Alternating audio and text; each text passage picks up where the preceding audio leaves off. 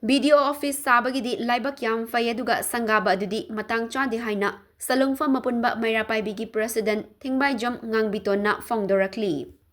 Wafamasi ngasi Salungpham ward number 7 gi community hall da sinba pawgi mifam amada fongdorakhibani. Mahakna hai chatliba tha asigi tang kun mathoida Thobal district ki manung channa laiba Wangjing Tekcham Laikaida nauna saba BDO office ama Manipur gi chief minister Yumnam Khemchanna sangakhiba adu Manipur miyam gi mayokta tawbani haina lawi haiki.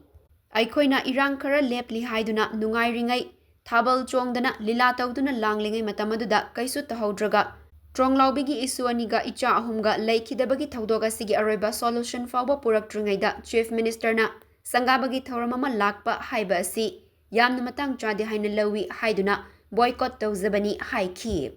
Maragasida Wangjing Tentha Kendragi MLA gi miyoi kharana Ima haigadra Meira Paibi din nattaba imagi mingthol fangba matik chadaba kharana chief minister gi khongchat aduda athingba pirakpa khudingmak aikoina thengnagani haina pangthokiba asi yamna laibak thibani haiki. Ngangbiton makhatana fongdorakhibada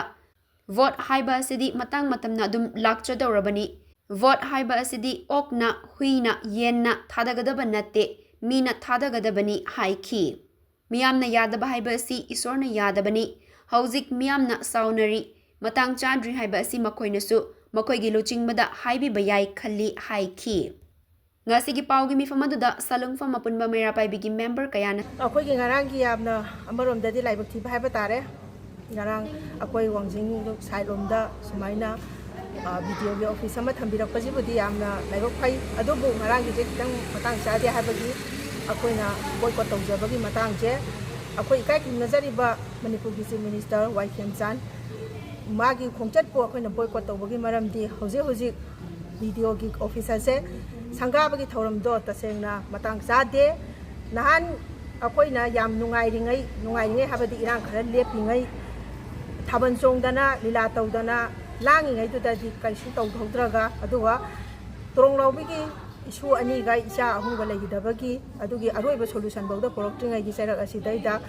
akoi ikai sumnazariba chief minister na sumaina sangabagi thoromal langkhalakpa haibaje yamna matang chade haidana aikoina sumaina boycott tawjabani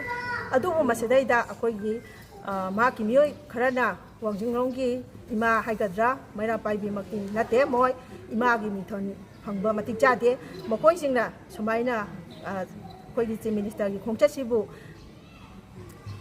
athingba pirakpu punamak aikoina punamak thengnagani haidana ka tawraga sumaina pangthopajidi tasengna yamna laibak thibani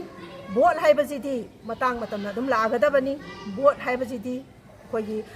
huina yena okna thadagadaba nate mina dum thadagadabani makoina dum makoigi matik charaba sarduda haibibe yai e sumai tawdana sar miyamna yadaba haji ishorna yadaba gumbani aduna kitang matang chadri miyamdi kitang warongnari kitang tapthaja haibada ka shukaigedaba nate sariba office do aigi jaga dani aikoigi office aikoigi ilai kaidani aikoigi iramdamdani aikoina dum ngak senjagani aduna maram aduna sumaina yamna side naiba haidi yamna Manipur gi miyamga nupi khara khaka yam lan thengnaraga sumaina torokpa haibaje yamna laibak thibani senda adukumba mawong chadaba sena leiraga yaba MLA minister kayaga hengwa henga tawraga leiba koi aduguma nupi mata nate